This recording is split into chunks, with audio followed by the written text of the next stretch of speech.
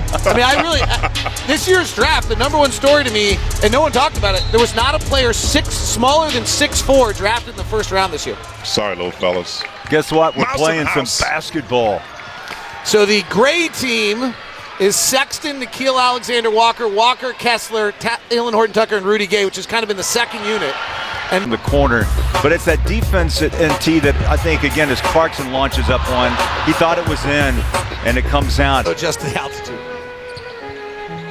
Alexander Walker's been one of the standouts of camp so far. Ooh, beautiful move for the gray. Right. West Virginia for his high school career.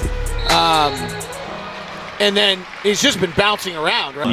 Your identity with limited minutes, limited time on the floor. Well, I think the reason why he's still able to he could be a wing guy. I think he can be he's not a bad shooter as well. He gets drafted, I think, as the 17th pick by New Orleans. And he's really scouted as a shooting. It's like the story of Summer League as a point guard. And then New Orleans flipped him to a point guard, Owen a little bit, and have a defined role you're talking about. That would certainly help him. Nicely done. Olynyk. Down for two, number 41, Kelly Olynyk. 41. I've watched him, his 10th year in the league. There's just something I like about his game. And now the thing hurt.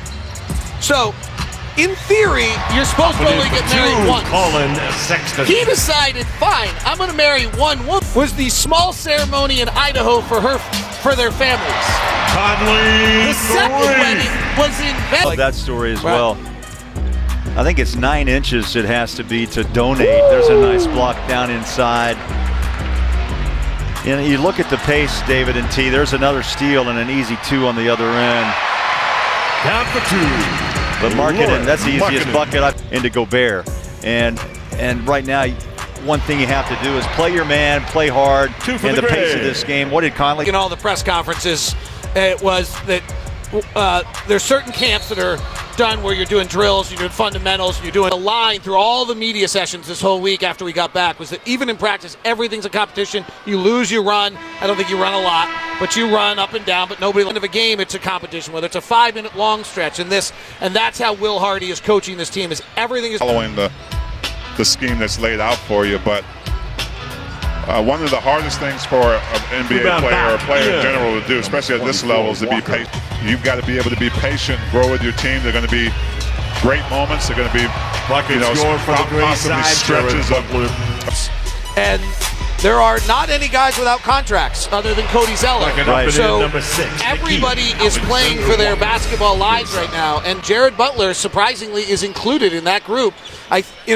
Every expectation is he should be fine, but if you're asking Saben Lee, he doesn't think Jared Butler's fine. He thinks he should make the team. And if you're asking Leandro Bolmaro, just use the free throws to coach. So when it went down to one free throw, the players just took a longer time to get set, and the coaches took a longer time, and the amount of time that was saved in the game was incrementally irrelevant.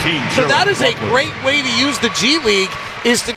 he said he was going to, Will Hardy said he wanted him to be a bulldog mentality, and Horton-Tucker just won the first. The excitement! Here's an interesting one on Talen Horton-Tucker and Stanley Johnson and Bolmaro and, about 5 of our guys. Shooting.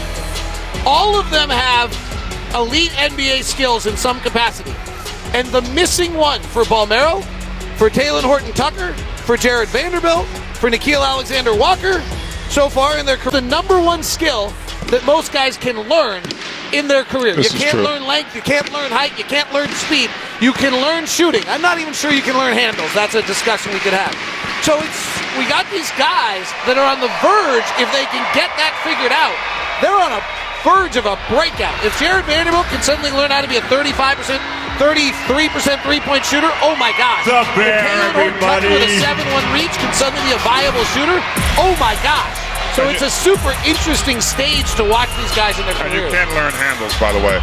Okay. I think so. And a lot of that is just basically in the off-season,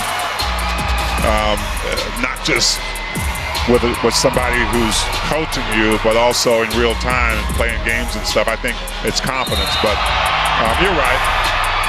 Guys need to be able to shoot consistently in this league, and those guys that you mentioned, obviously, I think they're going to get better at it as much as they need to for this system.